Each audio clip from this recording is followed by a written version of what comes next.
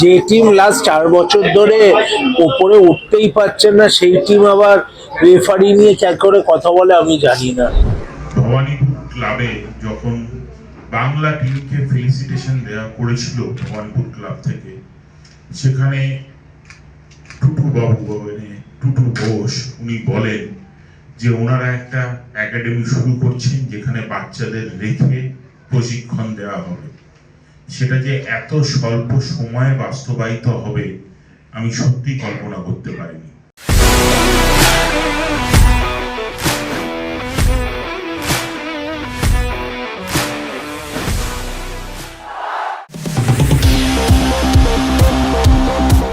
দেশ থেকে তরুণ ফুটবল প্রতিভা তুলে আনতে সম্পূর্ণ বিনামূল্যে আবাসিক একাডেমি সূচনা করল ভবানীপুর এফসি।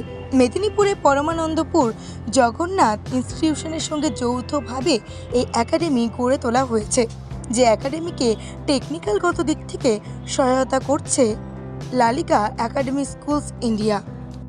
এক্ষেত্রে বলে রাখা ভালো, ইতিমধ্যেই এই প্রকল্প সফল হয়েছে, যার প্রমাণ গত বছর জুলাই মাসে মালয়েশিয়ার লালিগার ইউথ টুর্নামেন্টে চ্যাম্পিয়ন হয় ক্লাবের যুব দল, যার পর দেশ থেকে তরুণ ফুটবলার তুলে আনতে আরও ব্রত হয়েছে এই ক্লাব। চলুন এই আবাসিক একাডেমির সূচনায় কারা কারা এলেন এবং তারা কি বলেন, সমস্তটুকুই থাকছে আপনাদের জন্য। যে টিম লাস্ট 4 বছর ধরে ওপরে উঠতেই পারছে না, সেই টিম আবার রেফারি নিয়ে কি করে কথা বলে আমি জানি না। ধরুন আগামী 2-3 বছরে যদি আইএসএল কোনো সময় একটু ওপরে ওঠে তাহলে কি চেঞ্জ হয়ে যাবে? আইএসএল ম্যানেজমেন্ট তখন ভালো হয়ে যাবে। নিজেদের ব্যর্থতা অন্যদের ওপরে চালানোর এটা একটা চিরকালের রীতি ওদের। মোহনবাগানের কাছে 10 বার হেরেছে, 10টা ম্যাচই রেফারির জন্য হেরেছে। ইতিহাসের পাতায় লেখা থাকবে 10টা ম্যাচ হেরেছে আর একটা ড্র করেছে, তা সবটাই মোহনবাগানের রেফারির জন্য। আজকে সুপার কাপ জিতেছিল রেফারির দয়ায়, সেটা ভুলে গেছে। ট্রফিটা ফেরত দিয়ে দিই, বলুন not a good trophy to win, বলতে পারছে না তো।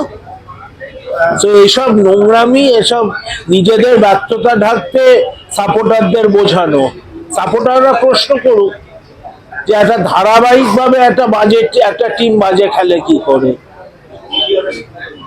আজকে রেফারি তো আমরাও মাঝে মাঝে ক্ষোভ প্রকাশ করেছি, সেটা হয় যে জিতলে, কিন্তু এইভাবে একটা ব্যাড টেস্টে রেফারিকে হিট করা মানে মোহনবাগানকে হিট করে। রেফারিরা খারাপ কোনো সময় ডিসিশন খারাপ হতেই পারে, হিউম্যান এরার বলে একটা জিনিস আছে, কিন্তু তাই বলে তাদের এই ধারাবাহিক ব্যর্থতার দায় রেফারির, এটা তো আর হতে পারে না।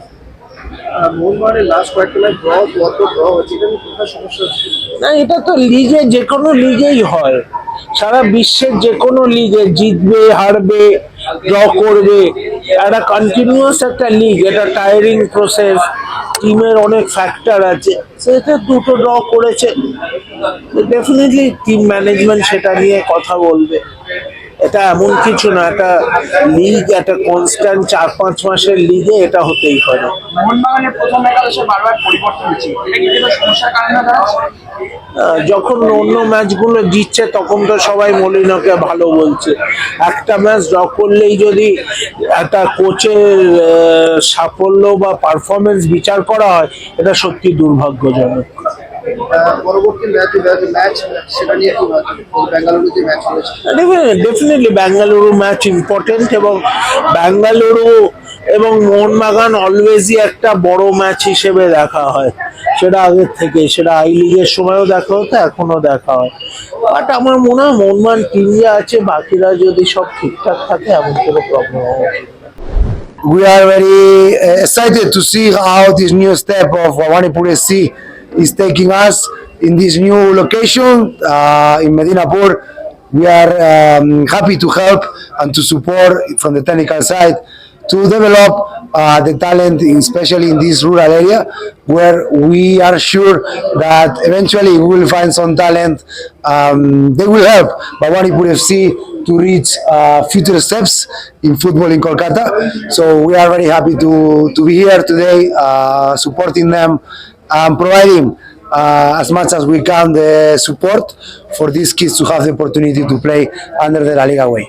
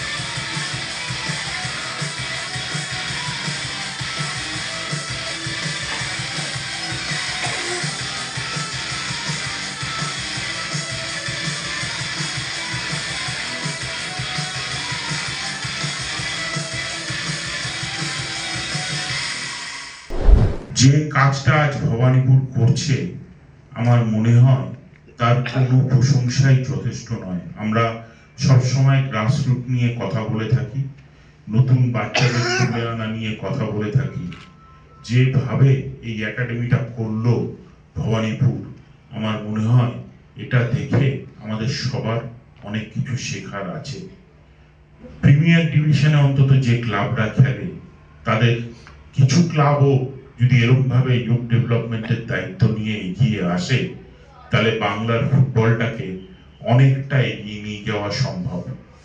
আমার পাশেই রয়েছে সৃঞ্জয় বসু, ওনাকে আমি আমার বিশেষ বন্ধু ভাবে সবসময় ভাবি, এবং যেটা ওনার সব থেকে বেশি আমার ভাল লাগে ওনার এই যে প্যাশন ফর দ্য গেম, কিভাবে খেলাটাকে এগিয়ে নিয়ে যাওয়া যায়। উনি ভবানীপুর ধরার পরে ভবানীপুরও কিন্তু নিচ থেকে উঠে প্রিমিয়ার ডিভিশনে চলে এসেছে, ক্রিকেটে ত্রিমুকুট পেয়েছে।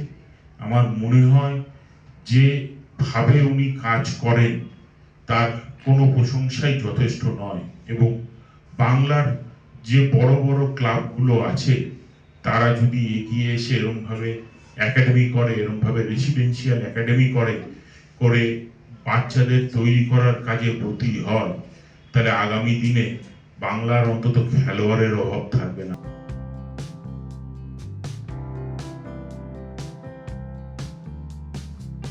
ব্যুরো রিপোর্ট, বাংলার পালস টিভি।